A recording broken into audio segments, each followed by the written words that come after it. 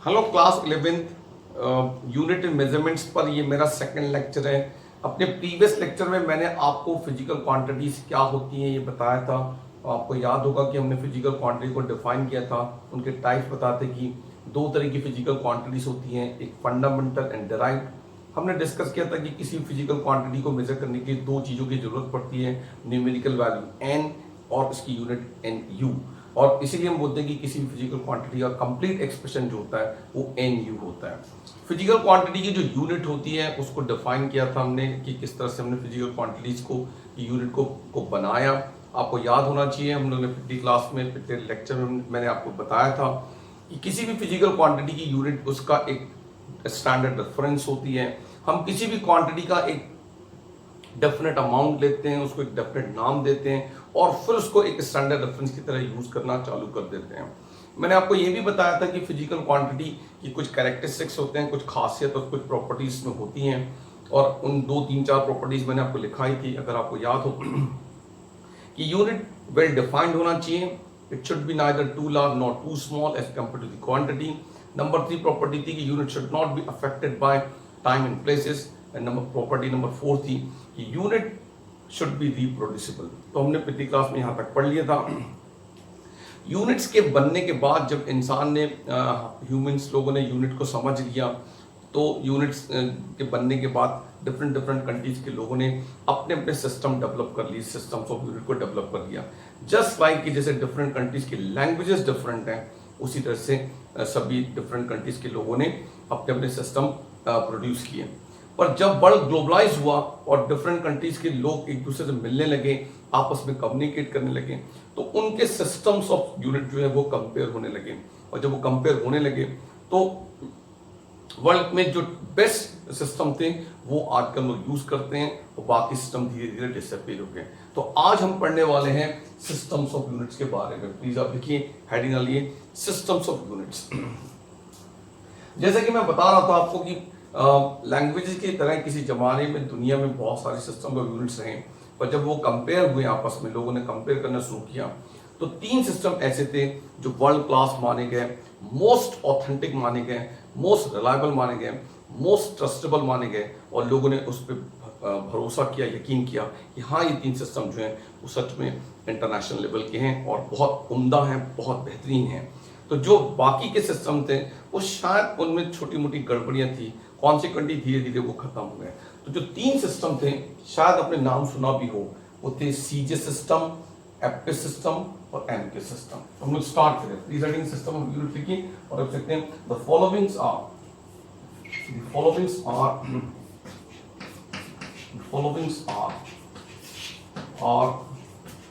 The main systems of units. Main systems of units.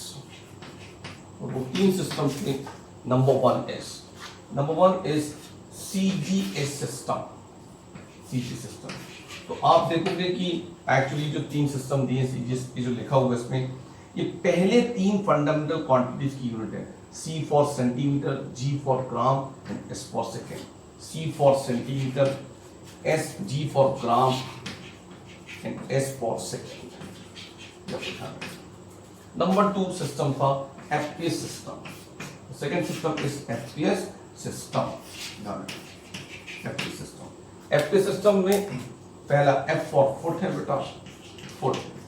P for pound और S for second.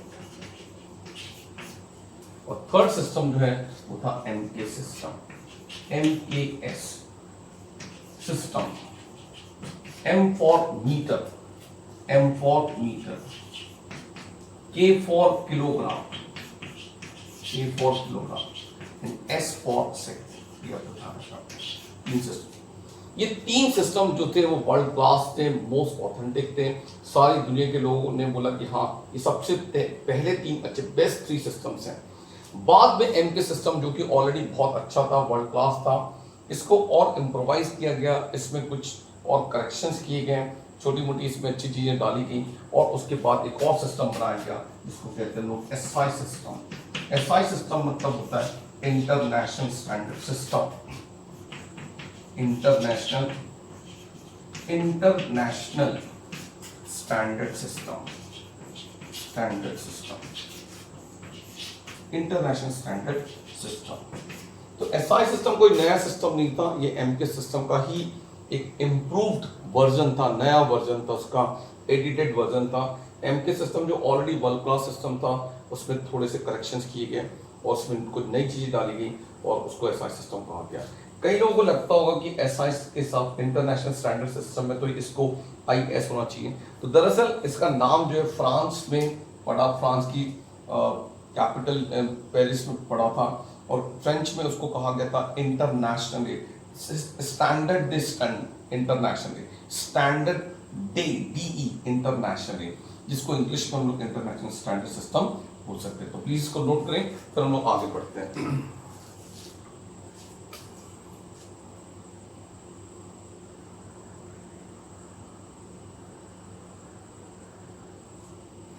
तो देखिए मैंने आपको बताया था कि MKS system already world class system था। दरअसल सीजे सिस्टम को फ्रांस के लोग यूज करते थे, एपके सिस्टम को ब्रिटिश लोग यूज करते थे और एमके सिस्टम को अमेरिकन यूज करते थे। MKS system already world class system था पर उसमें और थोड़े से करेक्शंस किए गए, कोई नई चीजें उसमें डाली गई और उसको एसआई सिस्टम बनाया गया। तो एसआई सिस्टम जो है उसको पूरी दुनिया, उसको इंटरनेशनल सिस्टम कहा जा रहा है। पूरी दुनिया आज की डेट में मोस्ट ऑफ दी कंट्रीज जो है वो 70-80% से भी ज्यादा कंट्रीज जो है वो एसआई सिस्टम को यूज करती हैं। तो जाहिर सी बात है कि उसमें कुछ खासियत तो रही होगी। तो ये ऑलरेडी पहले से एक वर्ल्ड क्लास सिस्टम था एमके सिस्टम और उसमें बहुत तमाम खूबियां थी, पर उसके साथ साथ कुछ जो एक्स्ट्रा इसमें जो चीजें हमने इंट्रोड्यूस की थी एसआई सिस्टम में वो हम लोग बता रहे हैं। तो आप प्लीज लिख सकते हैं एसआई सिस्टम, या बेटर आप लिख सकते हैं एसआई सिस्टम के कैरेक्टरिस्टिक्स ऑफ एसआई सिस्टम लिख सकते हैं। SI system and it's characteristics ऐसे लिख लीजिए, characteristics SI system and it's characteristics, ये भूल गए। तो एसआई सिस्टम में जो एक्स्ट्रा चीजें थी, एक्स्ट्रा खासियत थी, वो हम लोग लिखा रहे हैं, हम सकते हैं following are the three properties of the SI system. तो एसआई सिस्टम की जो खासियत थी वो लिखते हैं हम लोग। Following are the main properties or characteristics of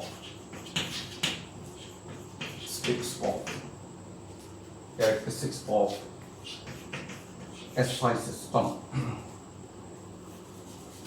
और पहली प्रॉपर्टीज में थी it is a rational system, it is a rational system। Rational system का मतलब ये है कि इस सिस्टम में एक फिजिकल क्वांटिटी के लिए केवल और केवल एक यूनिट रखी गई। मैं आपको एग्जांपल बताता हूँ।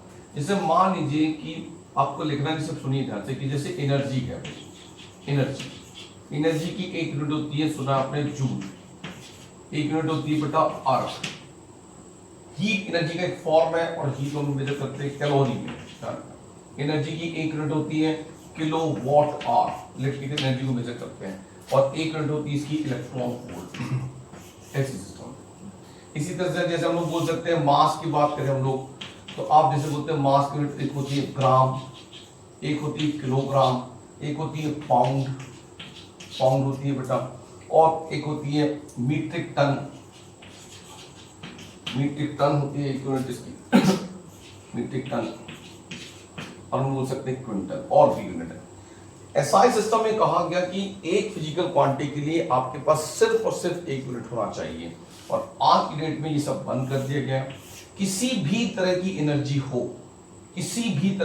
हो, चाहे वो काइनेटिक एनर्जी हो, पोटेंशियल एनर्जी हो, मैकेनिकल एनर्जी हो, केमिकल एनर्जी हो, न्यूक्लियर एनर्जी हो, इलेक्ट्रिकल एनर्जी हो, मैग्नेटिक एनर्जी हो, किसी भी तरह की एनर्जी हो, छोटी एनर्जी हो, बड़ी एनर्जी हो, एनर्जी ऑफ सन हो या एटॉमिक एनर्जी हो, इन सब को हम लोग सिर्फ और सिर्फ एक सिस्टम, एक यूनिट में मेजर करते हैं। तो आज की डेट में हम एसआई सिस्टम में किसी भी तरह की और किसी भी अमाउंट की एनर्जी को सिर्फ और सिर्फ जूल में मेजर करते हैं।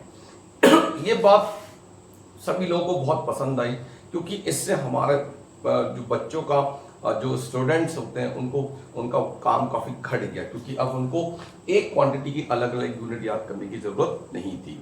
तो सिस्टम रैशनल है, इसका मतलब यही होता है कि there is only one unit for one quantity. और जैसे आज डेट में हम लोग मास के लिए केवल एक यूनिट यूज करते हैं विच इज किलोग्राम, तो इसको ध्यान रखना है। तो इसका पहला खासियत जो एसआई सिस्टम का है वो कि ये एक रैशनल सिस्टम है, और इस रैशनल सिस्टम का मतलब होता है that is there is only one unit for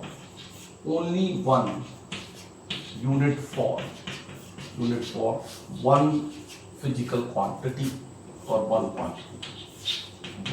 physical quantity। यह बताना है। प्रॉपर्टी नंबर 2 एसआई सिस्टम की सेकंड प्रॉपर्टी है ये it is a SI system it is a coherent COHERENT, it is a coherent system, that is इसका मतलब ये होता है कि फंडामेंटल क्वांटिटीज की हेल्प से, फंडामेंटल यूनिट्स की हेल्प से हम किसी भी डिराइव क्वांटिटीज को निकाल सकते हैं। तो दुनिया का कोई भी आप डिराइव क्वांटिटी लेके आ जाइए, उसकी यूनिट हम फंडामेंटल यूनिट से निकाल सकते हैं। तो बोलते हैं it is a coherent system that is all derived units can be determined, can be obtained by the fundamental and supplementary units, fundamental and supplementary units। ये इसकी सेकंड प्रॉपर्टी है। एंड प्रॉपर्टी नंबर 3 जो है वो ये है बेटा कि it is a metric system. ये क्या होता है अपन डिटेल में डिस्कस करेंगे। प्रॉपर्टी नंबर 3 है it is a metric system that is all measurements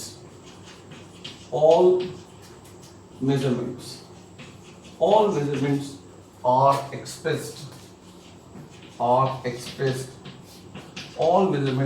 expressed in terms of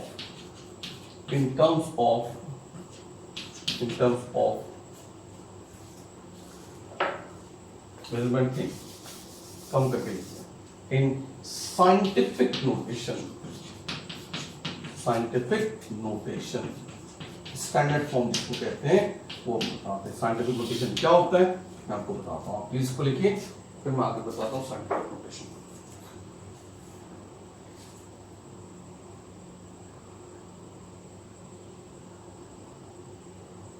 तो जिन बच्चों को नहीं हुआ उसको पॉज करके लिखिए बेटा।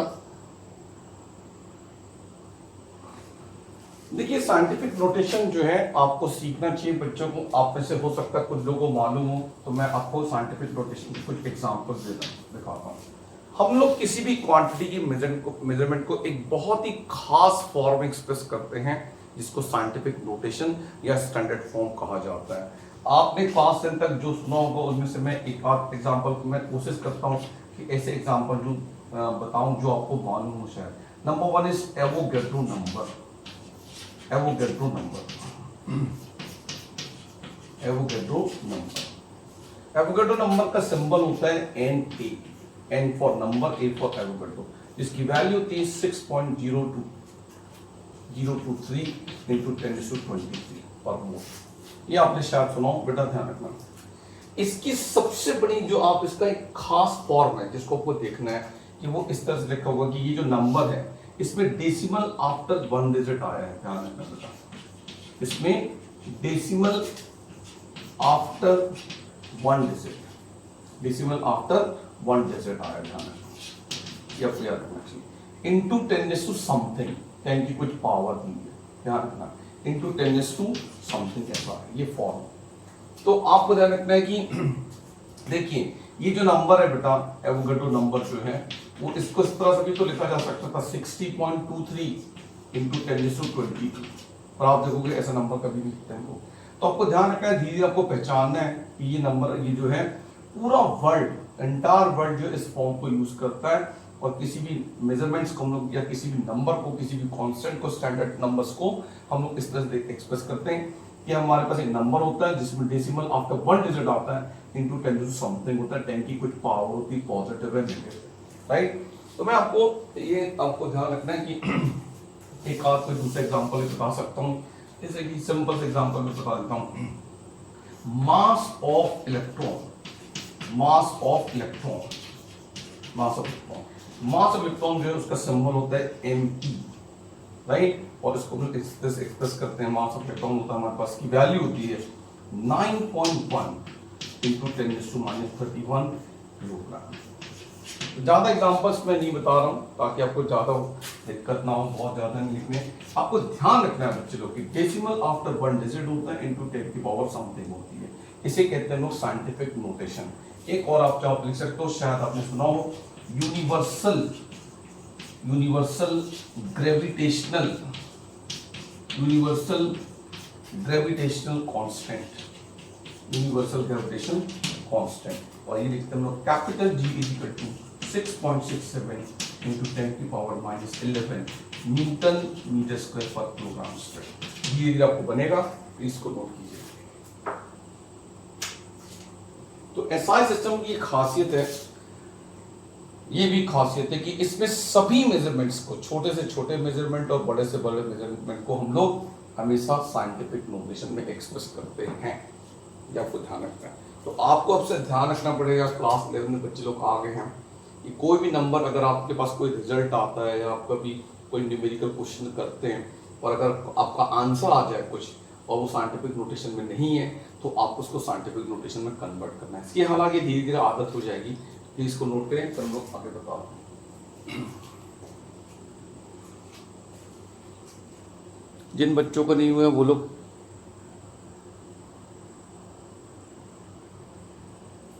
तो हम लोग इसी में यूज करते हैं बेटा, हम लोग पढ़ते हैं prefix of power of names, इसकी भी जरूरत पड़ती है। तो प्रीफिक्स जो है, आप देखिए, आप लोग लिख दो केजी, किलोग्राम। तो केजी में के फॉर के का मतलब किलो होता है, ध्यान रखना। और इसे ग्राम यूज होता है, किलोमीटर यूज सकते हैं, इसे पढ़ते हैं लोग किलोग्राम, इसे पढ़ते हैं किलोमीटर, इसे किलो न्यूटन भी कह सकते हैं। तो के मतलब किलो है और किलो का मतलब होता है 1000, ध्यान रखना। हाँ, kilometre, 1 kilometre is equal to 1000 metre, 1 kilogram is equal to 1000 gram, 1 kilo newton equal to 1000 newton. तो किलो जहां पे लिया इसका मतलब 10 से 3 होता है, यानी कि 10 की पावर 3 होता है।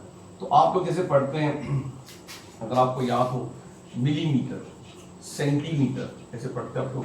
मिलीमीटर मतलब जहां कहीं भी मिली आ जाए उसका मतलब 10 की पावर -3 होता है, समझ गए।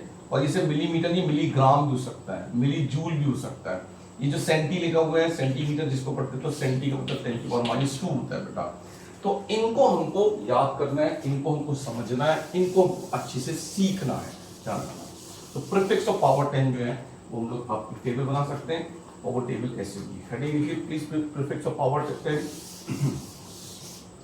और ये टेबल हमको बनाना है, इसको खूब प्रैक्टिस करना है, आप लोगों को सीखना है। प्रीफिक्स, उसका सिंबल, और यहाँ पे लिखा हमने मल्टीप्लायर। एक आप टेबल बना सकते हैं, तो यहाँ पे लिखना हमको प्रीफिक्स, प्रीफिक्स, यहाँ पर हमने लिख दिया सिंबल, सिंबल, और यहाँ पे लिखा हमने मल्टीप्लायर, मल्टीप्लायर। तो प्रीफिक्स जैसे स्टार्ट किया हमने एटो, एटो सिंबल होता है स्मॉल ए और होता है 10 की पावर -18। एटो के बाद होता है फेम्टो, सिंबल स्मॉल एफ और इसे बोलते हैं लोग 10 की पावर -15। फेम्टो के बाद होता है पीको, सिंबल स्मॉल पी, होता है 10 की पावर -12। पीको के बाद होता है नैनो, सिंबल स्मॉल एम, ये होता है 10⁻⁹। नैनो के बाद होता है माइक्रो, माइक्रो का सिंबल है म्यू, ग्रीक लेटर है बेटा, धीरे धीरे आपको आदत हो जाएगी। म्यू 10⁻⁶ हो। माइक्रो के बाद होता है मिली, मिली का सिंबल है स्मॉल m और मतलब होता है 10 की पावर -3। मिली के बाद होता है बेटा centi, centi small m symbol है इसका, इसका होता है 10 की पावर -2 होता है। सेंटी के बाद होता है डेसी, जिसको हम बोलते हैं सिंबल d है, ये 10 की पावर -1 होता है। नोट करें प्लीज इसको, तो आगे लिखते हैं बेटा।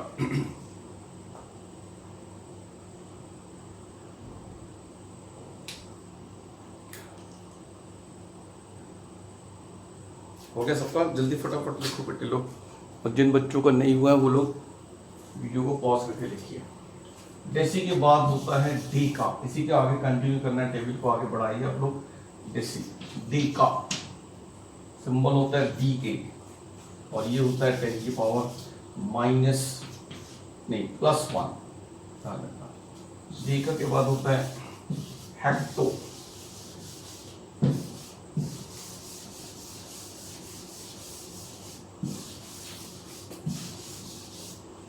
हेक्टो,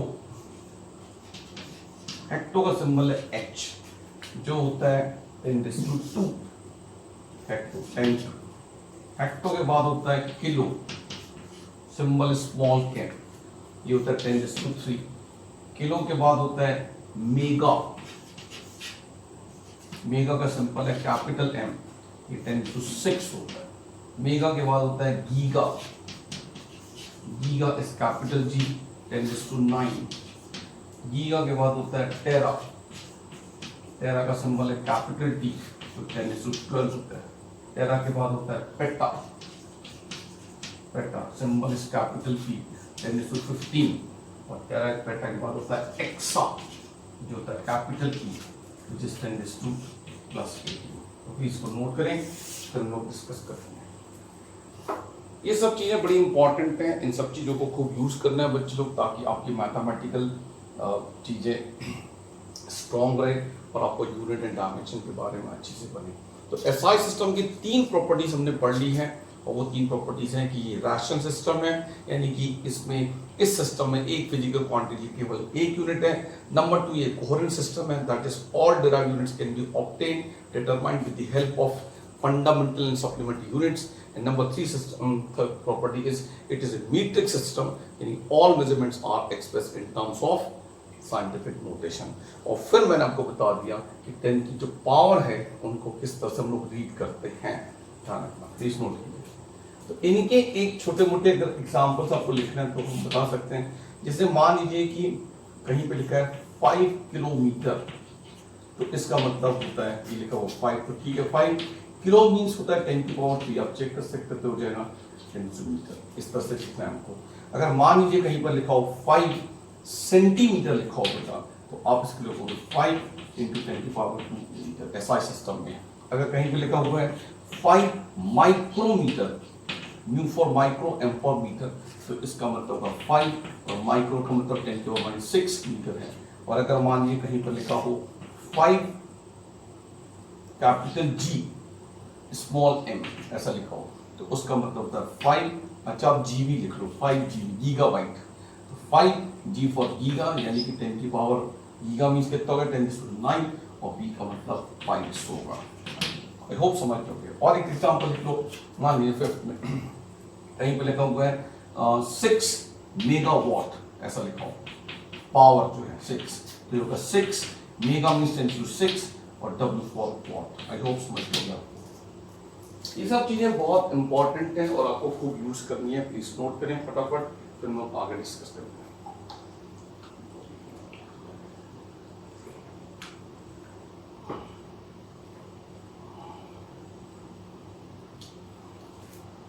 जिनका नहीं हुआ वो लोग वीडियो को पॉज करके लिखिए बेटा। अब हम लोग पढ़ते हैं बेटे लोग fundamental quantities and SI units, ये आपको बनेगा, सब बहुत इंपॉर्टेंट है सब चीजें। तो हम लोग डिस्कस करते हैं, तो आप टेबल बना सकते हैं, और उस टेबल में हम लोग इस तरह से आप पहले लिखेंगे फंडामेंटल क्वांटिटी एसआई यूनिट्स। तो यहाँ पर हमने क्वांटिटीज का नाम लिख लिया, एक टेबल बना लीजिए, यहाँ पर उसकी एसआई यूनिट होगी और उसका सिंबल एसआई यूनिट का, एक टेबल बना सकता हूँ। यहाँ पर लिखिए फंडामेंटल क्वांटिटीज, अपने fundamental quantities, and their SI units. तो फर्स्ट कॉलम में हमने लिखा क्वांटिटीज, क्वांटिटीज। सेकंड में हम लिखा एसआई यूनिट, एसआई यूनिट। और थर्ड में लिखा हमने एसआई यूनिट का symbol, symbol of SI unit भी लिख सकते हैं। ये सब चीजें आपको बननी चाहिए, इसलिए हम लोग लिखते स्टार्ट करते। तो आपको याद होना चाहिए कि पहली फंडामेंटल क्वांटिटी हमने ली थी मास। मास की एसआई यूनिट होती है किलोग्राम और इसका सिंबल होता है केजी। सेकेंड फिजिकल क्वांटिटी हमारे, सेकेंड फंडामेंटल क्वांटिटी हमारे पास थी लेंथ। लेंथ, लेंथ की एसआई यूनिट होती है मीटर, पर हम लोग इसका सिंबल है स्मॉल एम, केवल एम लिखेंगे। लेंथ। देन टाइम, टाइम की एसआई यूनिट होती है सेकेंड, सिंबल है एस। फोर्थ फंडामेंटल क्वांटिटी होती है टेम्परेचर, टेम्परेचर जिसकी एसआई यूनिट होती है केल्विन, डिनोट करते इसको capital case. Next number 5 is electric current, electric current. Electric current की एसआई यूनिट होती है बेटा एम्पियर, जिसको डिनोट करते हैं कैपिटल ए से, सिंबल इसका कैपिटल ए है। Next number 6 is luminous intensity, luminous intensity, luminous intensity. इसकी एसआई यूनिट होती है कैंडेला, कैंडेला, जिसको डिनोट किया जाता है स्मॉल सी डी से। Last number 7 is amount of substance.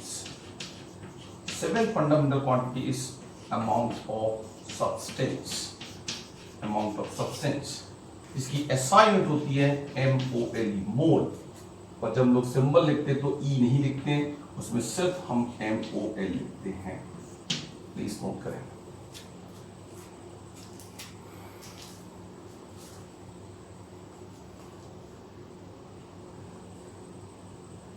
जिन बच्चों का नहीं हुआ है वो लोग पॉज करके लिखिए बेटा। फिजिकल क्वांटिटीज की यूनिट्स के साथ साथ उनकी स्पेशली एसआई यूनिट के साथ साथ हम लोग डायमेंशन फॉर्मूला में पढ़ेंगे, तो आपके लिए ज़्यादा कन्वीनियंट होगा। तो हम एक बड़ी इंपॉर्टेंट चीज पढ़ने जा रहे हैं और इसको खूब डिस्कस करेंगे हम लोग, which is dimension formula. We know that all the derived quantities are made of fundamental quantities. All derived quantities are made of 2 or more than 2 fundamental quantities. तो कोई भी एक derived quantity कौन कौन से fundamental quantities से मिलकर बनी है, इसकी इंफॉर्मेशन हमको डायमेंशन फॉर्मूला से मिल सकती है। हम जैसे कि जानते हैं कि derived quantities 2 और 2 से ज्यादा fundamental quantities मिलकर बनी है, तो कोई भी फिजिकल क्वांटिटी कौन कौन से फंडामेंटल क्वांटिटीज मिलकर बनी है, इसका एक आसान तरीका हमारे साइंटिस्ट, हमारे फिजिक्स लोग ने निकाला। और उन्होंने इसके लिए क्या किया कि जितनी भी फंडामेंटल क्वांटिटीज हैं उनको इस सिंबल से डिनोट किया। हमारे पास 7 फंडामेंटल क्वांटिटीज हैं और उनका सिंबल उन्होंने ऐसे लिखा, मास के लिए M, लेंथ के लिए L, टाइम के लिए कैपिटल T, सबके लिए कैपिटल टर्म फॉर्म में, मास कैपिटल M, लेंथ को डिनोट किया हमने कैपिटल L से, टाइम को कैपिटल T से, टेम्परेचर को कैपिटल K से, इलेक्ट्रिक करंट को कैपिटल A से। जो 6वें और 7वें नंबर की क्वांटिटीज है, luminous intensity and amount of substance, उसके लिए किसी सिंबल की जरूरत नहीं पड़ती है। तो ये आपके फेवर में जाता है कि आपको थोड़ा कम पढ़ना पड़ेगा, क्योंकि 7 फंडामेंटल क्वांटिटीज हैं, उनमें से लास्ट 2 के डायमेंशन फॉर्मूला नहीं होते हैं, बच्चे 5, और उन 5 में भी चौथे और 5वें नंबर की जो क्वांटिटीज हैं, ल्यूमिनस इंटेंसिटी और ल्यूमिनस इंटेंसिटी एंड टेम्परेचर, वो 11th क्लास में काफ़ी कम यूज होती है। तो मोस्ट ऑफ दी जो क्वांटिटीज आपको पढ़नी है वो पहली 3 होती हैं, जिनको बोलते हैं लोग मास, लेंथ एंड टाइम। इसीलिए कुछ लोग डायमेंशन फॉर्मूला को MLT फॉर्मूला भी बोलते हैं। तो इसके बारे में हम लोग बहुत डिटेल में पढ़ेंगे, पर फिलहाल आप डायमेंशन फॉर्मूला की हम लोग डेफिनेशन लिख सकते हैं। किसी भी क्वांटिटी का डायमेंशन फॉर्मूला हमको ये डिस्क्राइब करता है, आपको ये बताता है कि वो क्वांटिटी कौन कौन से और कितने फंडामेंटल क्वांटिटी से मिलकर बने हैं। तो डेफिनेशन लिखते हैं, this is very important. Dimension formula please लिखिए, dimension formula of a quantity, of a quantity, dimension formula quantity describes how in which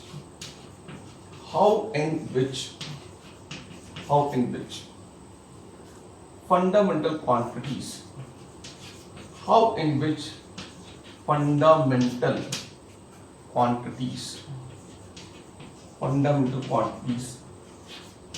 are required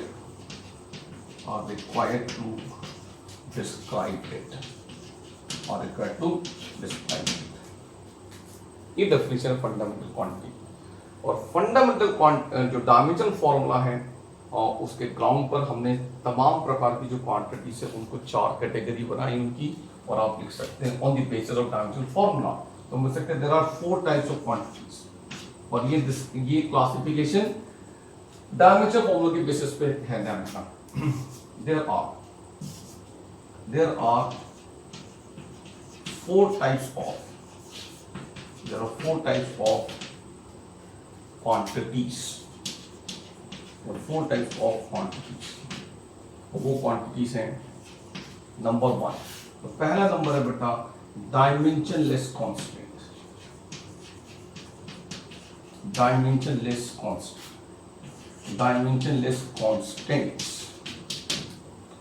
constants पे आप देखिए सिर्फ नंबर होते हैं। इनके एग्जांपल्स आप लिख सकते हैं एनी नंबर 5 एग्जांपल्स हैं 5 √3 1/2 5 एक्सेट्रा। कोई बड़ा नंबर भी हो सकता है। इन सबको हम बोलते हैं डायमेंशनलेस कांस्टेंट। नंबर 2 इज आप लिख सकते हैं सेकंड, हमने ये सेकंड टाइप होता है डायमेंशनलेस वेरिएबल्स। ये क्वांटिटीज ऐसी होती हैं जिनकी डायमेंशन तो नहीं होते, लेकिन की वैल्यू जो होती है वो फिक्स होती है। तो इनके एग्जांपल आप लिख सकते हो, एग्जांपल्स इनके डायमेंशंस के एग्जांपल लिख सकते हैं, जैसे कि एंगल, रिलेटिव डेंसिटी,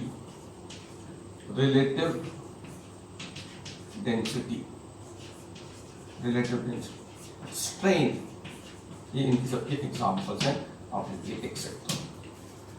नंबर 3, जो the third type of physical quantities का, उसको हम लोग कहते हैं, number 3 is the third type of the quantity is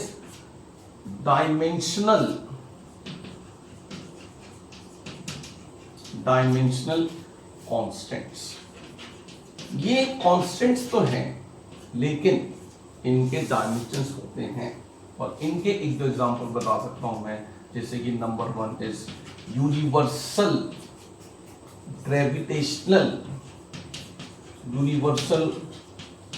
gravitational constant.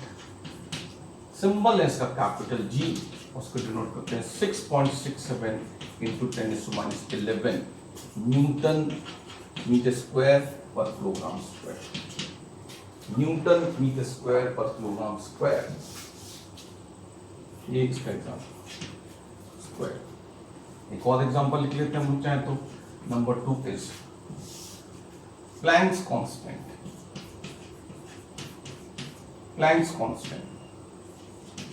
Constant. जिसको डिनोट करते हैं हम लोग H से, सिंबल है H, small h is equal to 6.623 or 63 into 10⁻34 joule second. Note करें बेटा इसको, फिर बता दें। अब जो लास्ट कैटेगरी हमारे पास बची है, वो which is the most important and most useful, more widely used, वो है dimensional variables. Fourth category is dimensional variables, और इनमें तमाम क्वांटिटीज आती हैं, जैसे मैंने बताया। आप लिख सकते हो इसमें कुछ फंडामेंटल, कुछ mass, length, temperature, electric current, any many, speed, velocity, और लिखते हैं आपको force, energy, power, etcetera, so many. तो हम लोग इसके बारे में डिस्कस करेंगे। हम बताते हैं, प्लीज नोट करें इसको।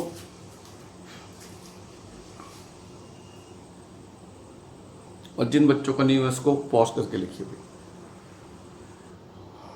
तो बच्चे लोग, इसके पहले हम लोगों ने एक टेबल बनाया था, आप उसी टेबल में चाहें तो अगर यहाँ पे जगह हो तो ये वाला कॉलम अलग से जोड़ सकते हो। आपने देखो फंडामेंटल क्वांटिटी की हमने SI यूनिट्स लिखी थी, तो उसमें एक कॉलम अलग से आपने जोड़ सकते हो डायमेंशन फॉर्मूला का। और अगर मान लीजिए जगह नहीं है तो आप फिर से लिख सकते हो, ये आपको पढ़ने है, मैं रिपीट कर रहा हूँ। आप चाहो तो सिर्फ इसमें थोड़ा सा ऐड जोड़ सकते हो, पिछले टेबल में इसको बना सकते हो। अगर आपको याद हो, हमने पढ़ा था फंडामेंटल क्वांटिटी में, पहली फंडामेंटल क्वांटिटी मास, इसकी SI यूनिट होती है किलोग्राम, और इसका जो डायमेंशन फॉर्मूला था मास, इसकी SI यूनिट होती है किलोग्राम, मास की SI यूनिट होती है किलोग्राम, सिंबल है इसका kg, किलोग्राम, और डायमेंशन फॉर्मूला होता है कैपिटल M। ये हमने अलग से लिखना है। अगर आप पिछले टेबल में बना सकते हो तो बेटा एक छोटा सा कॉलम उसमें जोड़ लीजिए। फिर सेकंड ऐसा फिजिकल फंडामेंटल क्वांटिटी की हमारे पास लेंथ का असाइनमेंट होता है मीटर, सिंबल होता है M, और डायमीटर फॉर्मूला का L होता है। फिर तो हमारे पास टाइम का असाइनमेंट था, अगर आपको याद हो कि टाइम की असाइनमेंट जो होती है वो होती है सेकंड, सिंबल होता है S, और डायमीटर फॉर्मूला है capital T। Number 4 is temperature, इसकी SI यूनिट होती है केल्विन, करते हैं कैपिटल के से, डायमीटर फॉर्मूला भी होता है कैपिटल K।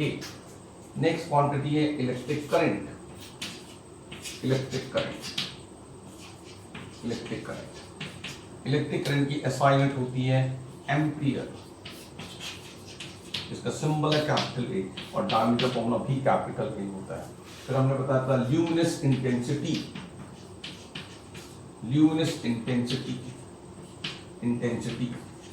जिसकी यूनिट होती है कैंडेला, और सिंबल Cd, और डायमीटर फॉर्मूला इसका नहीं होता है। एक होता है अमाउंट ऑफ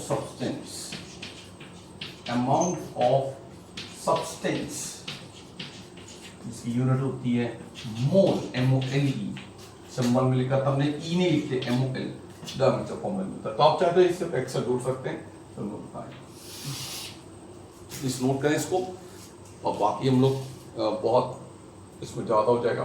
तो नेक्स्ट जो लेक्चर होगा उसमें मैं आपको डायमेंशनल फॉर्मूला कैसे लिखते हैं, फिजिकल डिफरेंट क्वांटिटीज के डायमेंशनल फॉर्मूला कैसे बनाते हैं, और उसकी क्या टेबल है वो डिस्कस करेंगे, और फिर उसको यूज़ करके आपको एप्लीकेशंस बताएंगे कि कैसे डायमेंशनल फॉर्मूला कहाँ यूज़फुल हो सकता है, उसकी स्टडी करना है। Thank you very much.